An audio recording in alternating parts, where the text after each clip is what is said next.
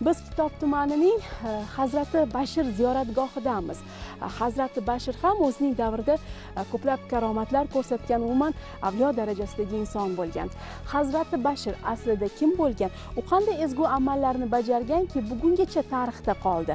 Bu haqda batafsilroq bilish uchun tarixnavis akademik Ahad aka Berdiyevga murojaat qilamiz. Ahad aka, Hazrati Bashir vafot etganiga 600 yil bo'ldi, lekin bu yerlik umuman shahri sabzliklar, kitobliklar bu insonni ulug'laydi. Nima uchun?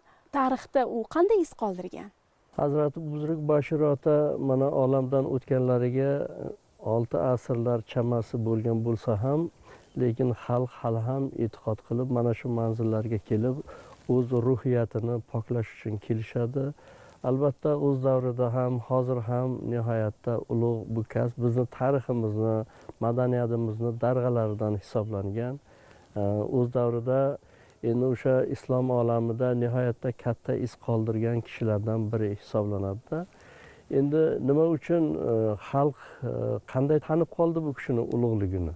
Insonlar o'zini mana shu hayoti mobaynida o'zini qilgan ishlari, qilgan meroslari, xalqqa qilgan ishlari bo'yicha albatta insonlarni shunday bir mayoq bo'lib yondiradiki, atrofida xalq o'zi yig'ilib boshlaydi. O'rta Osiyo madaniyatida 3 ta tariqat mavjud edi. Birinchi Kubroviya tariqati, undan keyin esa Yasaviya tariqati, Timuriylar davriga kelgandan keyin esa Xo'jagan Naqshbandiya tariqati asosiy davlat amal qiladigan din hisoblandi. Din yo'nalishi hisoblandi. Bu kishi o'sha davrda birdaniga ajralib qolganligining sababi endi Xo'jagan Naqshbandiyani shiori bilasiz, dilbayodi, dastbakor. Bu kishini o'sha paytda harakatlarida boshqa bir narsa ajralib turdiki, bu kishi nafsni o'ldirish yo'li. O'zlarini mana shunday tarbiyat qildilarki, nafsni o'ldirish haqiqatga yetib borish masalasida mana shu yo'ldan yurdilar. Bunday kishilar, bunday ulug' zotlar albatta bir chekkaroq joyda manzil qilishga harakat qilishadi. Odamlarni to'g'ri yo'lga yurishida tarbiyat qilganliklari uchun ham bu kishilarni o'sha qutublar darajasiga ko'targanlar. Bu tarix uchun kerak. Bizni ma'naviyatimiz uchun kerak. Qolganlarga ibrat sifatida bularni qoldirgan meroslarini o'rganish uchun shuni yo'ldan adashmasdan borsak, albatta biz kerakli ruhiy tarbiyani olamiz degan maqsadda albatta bu joylarni biz obod qilib qo'yibmiz. Hozir kelib mana ko'rib turibsizlar, qancha odamlar kelib yana ziyorat qilyapti. Hazrati Bashir mana shu bu tog'da Udum tog'i deb aytiladi. Elni ko'zidan sal panaroq joyga hamisha ibodat bilan mashg'ul bo'lganlar. Shu tepada g'or bor. Shu g'orda yashaganlar. Shu Hazrati Bashirning karomatlaridan biri shu yerga masjid qurib, ibodatni shu yerga aholiga bomdod namozini o'qib berish lozim bo'ladi. Shunda tepadan ikkita archani kesishadi. Kesgandan keyin u odamlar aytadi, bu qurgan devorimizga bo'y bermaydi-ku, kichkina-ku, chamasi 4 metrlar, u salkam 6 metr bo'lish kerak degan. Ha, olib boravering, bir gap bo'lar deydilar-da. U kishi haqiqatan ham olib kelib qo'ysalar, o'sha bo'y beradi o'sha. Balol kesilganda 4 metr, bu yerga qo'yganda 6 metr ko'rinishga ega bo'ladi. Shuning uchun ham mana bu karomatlardan biri kitobga zikr qilingan.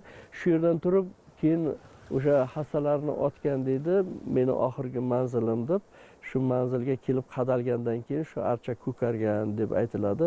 Buni shu qishloq ahli haligacha aytib yurishadi albatta.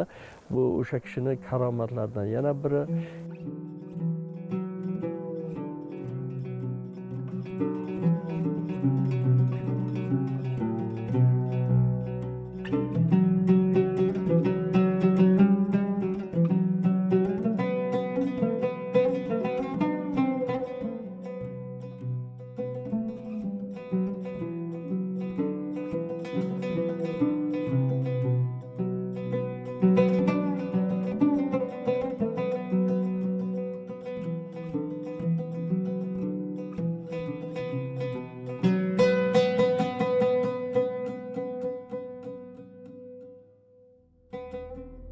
Hazrati Sulton Said Ahmad Bashir hazratlari hayotlik davrlarida albatta o'zlarini nihoyatda o'sha ehtiyojlari uchun bo'ladigan ruhiy tarbiyalari uchun nihoyatda o'zlariga talabchan bo'lganlar.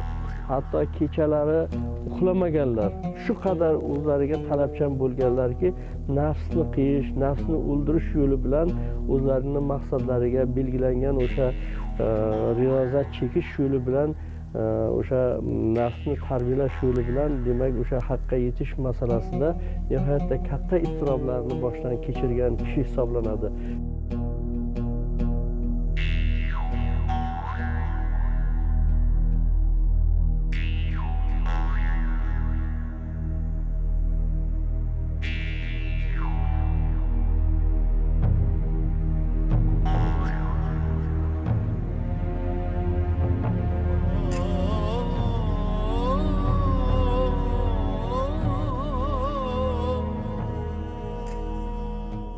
Shu hayotlarda chilla tutish uslubi bo'lgan, ya'ni vujudni poklash, daholarni chilla tutish usuli bo'lgan.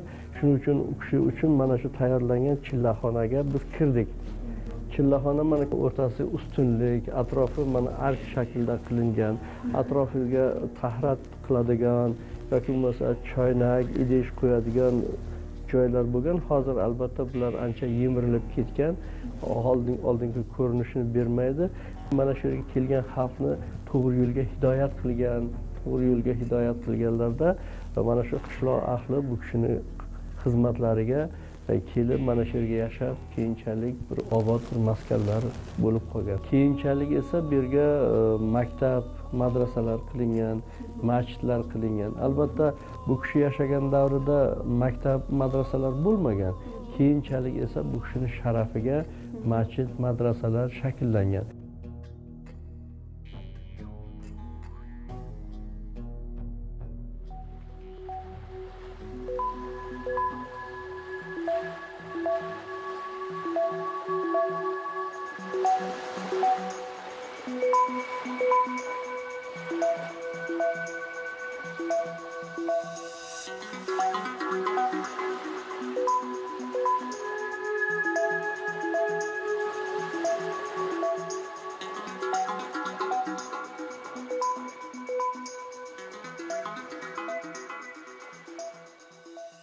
Ahatiga Bashir bu taxallusmi? Albatta Bashir taxallus, to'liq ismlari Hazrat Sulton Said Ahmad Bashir. Bu kishi o'sha davrda bu kishining o'zi tarixlarda faqat shu nom bilan aytiladi. Asl ismlari Said Ahmad Ali. Bu buloqni bo'yiga bejiz kelganimiz yo'q, bog'liqligi bormi shu ulug'? Albatta Hazrati Buzruk Bashir ota shu yerga yashagan vaqtlarda shu suvdan albatta manfaatdor bo'lganlar, hamisha ichganlar. Bu bir fayzli buloqda, bu atrofdagi buloqlar bu qadar shirin emas. Bu suvni ichsangiz ham nafsingiz orom oladi. Bu suvni qishin yozin kamaymaydi. Sababi buni o'zani asl tog' ostidan o'tgan arteriya bor, shunaqa oqim bor, shu oqimdan chiqadigan suv hisoblanadi. E'tibor qilinglar, toshlar shunaqa bir mo'jazba joyga joylashganki, buloqning ko'zi albatta shu qayerda buloq bor, katta chinorlar ekilgan. Nima sababdan bu chinorlar bor? Bu chinorlar balkim Hazrat Buzruk davriga ekilgandir, balkim undan keyin ekilgandir yo oldin. Sababi chinorlar nihoyatda ildizi takka uzun ketadigan daraxt